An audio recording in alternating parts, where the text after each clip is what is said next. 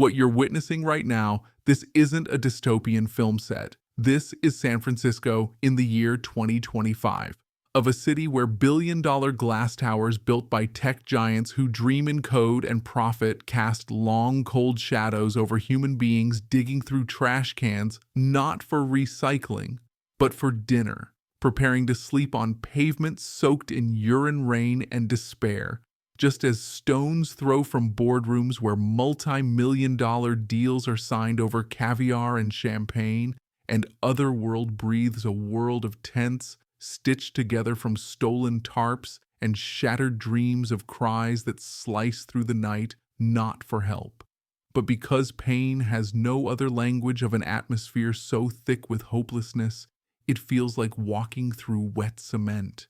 This isn't just a story about poverty. This is an indictment of failure, colossal, systemic, and happening in the beating heart of American innovation, where the future is coded, but the present is collapsing in this documentary. We won't just show you the crisis, we'll dissect it, peel back the layers, expose the rot beneath the glitter. You'll meet the people the system forgot. You'll hear their stories. You'll smell the air they breathe. You'll feel the cold that never leaves their bones. Welcome to Bear City 24. Welcome to the Great Divide, two cities on the same sidewalk. And let me ask you, when you hear San Francisco, what do you picture? Silicon Valley startups, Golden Gate Bridge selfies, rainbow flags, and free speech. Now picture this.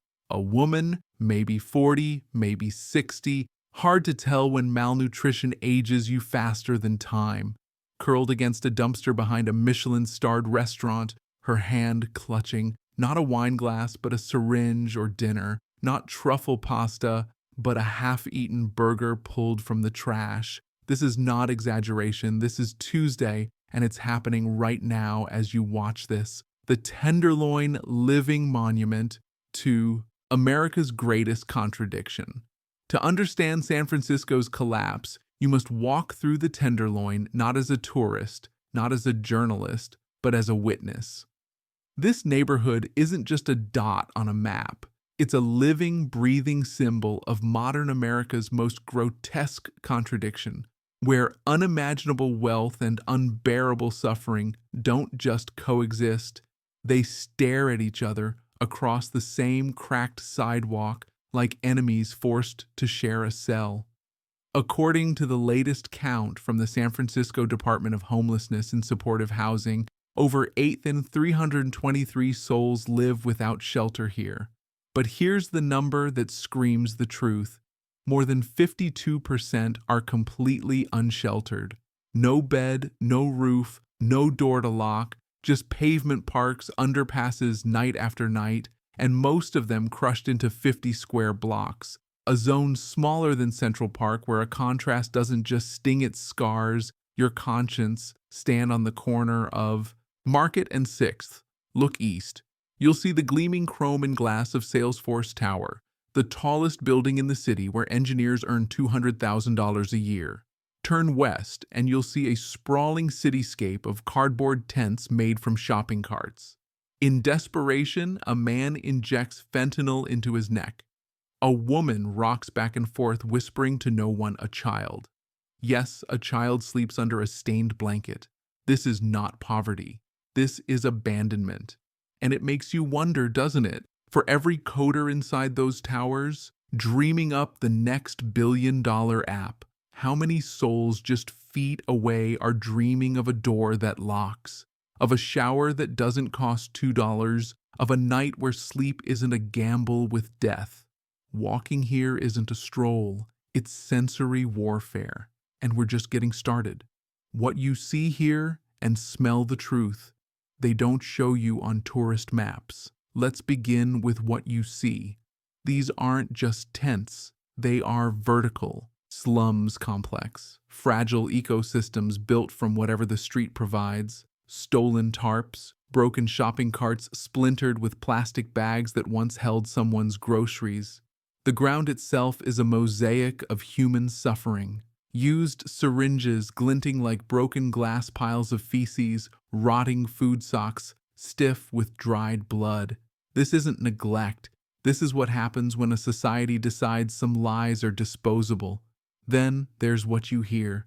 It's a chaotic symphony that never ends, the near constant wail of sirens so frequent they fade into white noise. The sharp, angry burst of a distant argument over a blanket. A shoe, a half-empty bottle of water, the hacking cough, wet endless echoing from a nearby tint lungs drowning in fluid from TB, from pneumonia, from fentanyl. And then perhaps most hauntingly, the silence, not peaceful, but hollow, the silence of individuals who have withdrawn so deep inside themselves that the world around them no longer registers, no scream when they overdose, no cry when they're robbed, no word when they're dying. Just silence. And finally, the smell. It's an invisible wall you hit at the moment you cross into the neighborhood, a thick, heavy blanket woven from the stench of decay, of unwashed bodies, of urine soaking into concrete, and beneath it, all the sharp chemical bite of burning fentanyl smell that clings not just to your clothes, but to your memory. Long after you've left, this is the raw, unfiltered reality of the Great Divide. And it's not an accident, it's a policy choice. Anatomy of a system failure. How $700 million vanished into the void. So, how did it get this bad? How did a city famed for its progressive values, its rainbow flags, its free speech, become the poster child for human collapse? Let's start with a number that defies logic's $700 million. That's what San Francisco budgeted for homelessness services in fiscal year 2024 to 2025. An astronomical sum, enough to house every unsheltered person in the city twice over. So with all that money, with all those resources, why does the crisis feel deeper, darker, more desperate than ever? The truth, this isn't a failure of funding. It's a failure of system design. The money is there, but it's fed into a machine that's broken, fragmented, impossibly difficult to navigate for the very people it's meant to serve. Imagine dozens of nonprofit, city agencies, state programs, all working in silos, rarely sharing data, each with their own rules, their own intake, forms, their own waiting list for someone on the street. Trying to get help is like trying to solve a labyrinth with no map, no compass, and guards who speak a language you don't understand. Have you ever been stuck in a bureaucratic loop trying to renew your license or dispute a bill? Now imagine doing that without a phone, without an address, without an ID, without shoes. That's the reality. And to truly understand the system's failure, we have to look at three simultaneous collapses. The perfect storm. First, the housing collapse. The original sin average rent for a one-bedroom, $20,500 a month. To afford that without being severely burdened, you need to earn over $100,000 a year. But the people who keep this city alive, the janitors, the dishwashers, the security guards, the bus drivers, they make half that, if they're lucky. Second, the healthcare collapse. What we're witnessing in the Tenderloin isn't just a housing crisis. It's a twin public health emergency. On one hand, an epidemic of untreated mental illness. Nearly 1 in 3 homeless individuals here grapples with schizophrenia, bipolar disorder, severe depression, left to rot because beds are full and budgets are cut. On the other hand, the phenol tsunami. In 2025 alone, over 600 overdose deaths, nearly 2 people every single day dying. Preventable deaths while tourists take selfies and CEOs close deals.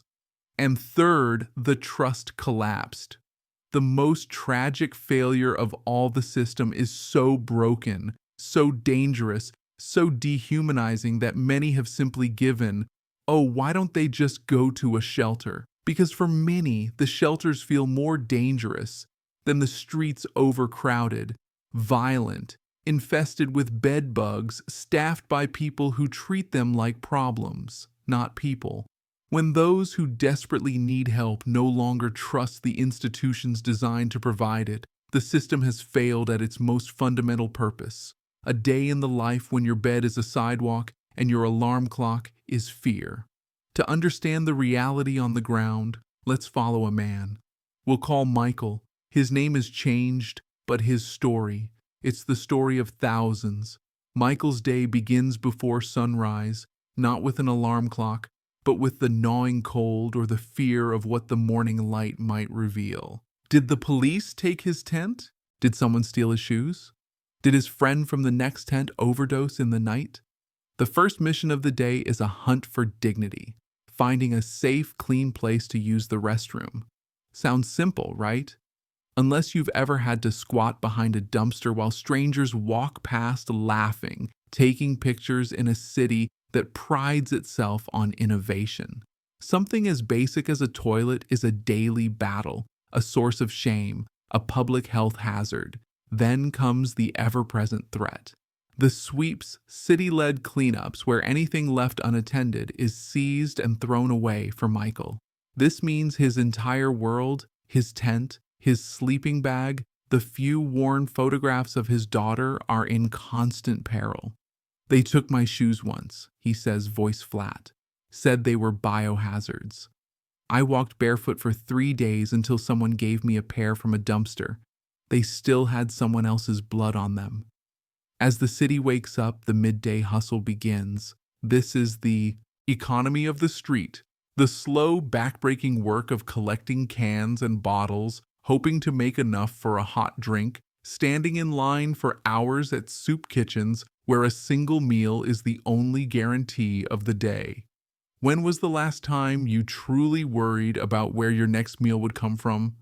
For many here, that question is a constant gnawing presence like a toothache that never fades. And then night falls and a different kind of war begins. The war against the dark. The dropping temperatures are a physical threat, but the greater danger comes from the shadows. Sleep is not rest. It's a state of high alert, ears straining for footsteps, hands clutching a knife, eyes scanning for threats. This is when the temptation of fentanyl becomes more than just a desire for a high. It's a form of self-medication to numb the pain, to silence the trauma, to force the body into a few hours of oblivion. As one woman told us, her words echoing the grim reality for so many, you're not really living out here, you're just trying not to die until the sun comes up.